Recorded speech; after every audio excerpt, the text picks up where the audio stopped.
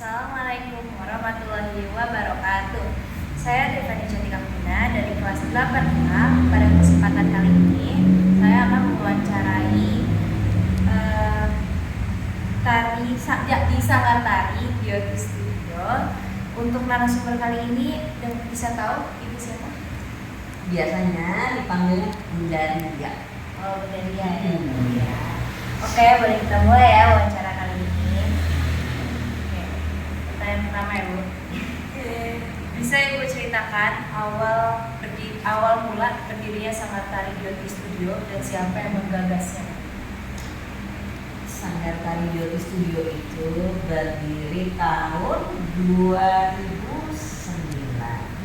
Ceritanya gini, awalnya Bunda itu kan dulu banyak ngajar di sekolah-sekolah SMP, SMA di Tangerang Selatan. Nah, ketika mereka pada lulus, sudah kelas 9, kelas 12 terus lulus, mereka kan nggak bisa ikut ekskul lagi tuh. Nah, mereka tanya, Bun, kita masih bikin nari, tapi kan nggak bisa ikut ekskul, buka sanggar dong, sanggar tari. Nah, dari situlah akhirnya oke, kita buka nih sanggar tari namanya Beauty Studio. Oke, pertanyaan kedua ya Bu. Apa saja jenis tarian tradisional yang diajarkan di Sanggar Tari? Sanggar Tari Beauty Studio itu mengajarkan pokoknya tari-tarian Nusantara. Ada Betawi, ada Jawa, ada Kalimantan, ada Sumatera, ada Kebantenan. Pokoknya tari-tarian Nusantara, Pak. Berarti semua tarian di Indonesia ya Bu? Betul. Adakah syarat tertentu Bu, seperti batasan usia atau kemampuan dasar bagi yang mau bergabung di Sanggar Tari? Kalau kemampuan dasar enggak, tapi kalau usia iya. Kalau usia dimulai dari usia balita hingga usia dewasa. Jadi kadang ibu-ibu juga mau belajar, boleh misalnya nih, Fani mau belajar, mamanya ikut juga boleh. Gitu. Kalau dalam setahun Bu, biasanya berapa kali Sanggar ini terlibat dalam pertunjukan atau festival seni Bu? Bisa disebutkan salah satu yang paling berkesan? Kalau pertunjukan, event-event, kompetisi itu dalam setahun itu nggak bisa diprediksi ya, pasti berbeda-beda. Ada yang kita yang mengadakan event, ada juga yang diundang, seperti kita pernah nih diajak mengisi foodnya Hotel Swiss Bell di Bandara Soekarno-Hatta. Apa ya, lupa itu kira-kira setahun yang lalu ya, setahun atau 2 tahun lalu lupa.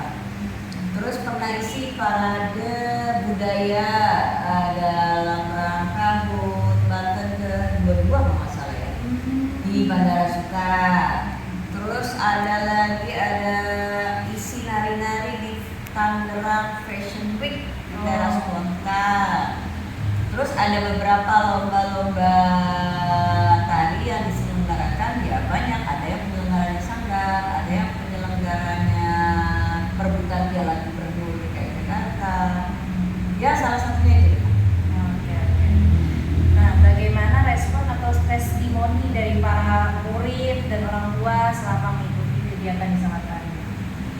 Oh, itu harus ditanyain ke muridnya, karena kalau Bunda yang jawab nanti nggak fair. Tapi yang jelas, insya Allah mereka yang sudah belajar di sini biasanya terus nggak maju mundur, nggak lama-lama belajar lama, nggak pernah misalnya baru 1 bulan keluar atau baru 3 bulan keluar.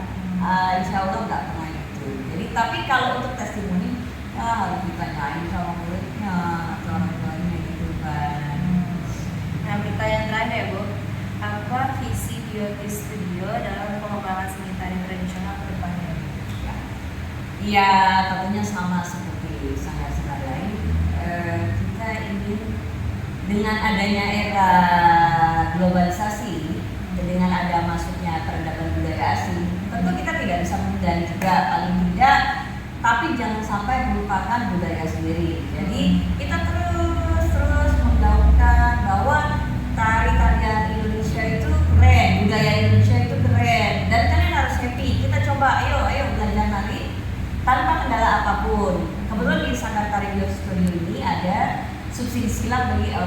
yang kurang mampu, supaya jika ada yang minat mereka bisa belajar tanpa ada kendala apapun. Itu salah satunya.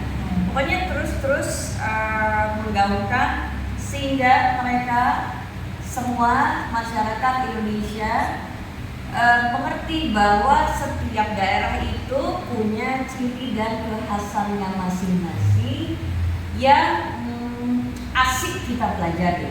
Nah, itu kita terus menggaungkan bagaimana mereka happy untuk bisa menari tradisional. Mungkin dengan kita ajari dulu tari yang dinamis, jangan yang klasik dulu supaya mereka nggak langsung bosan.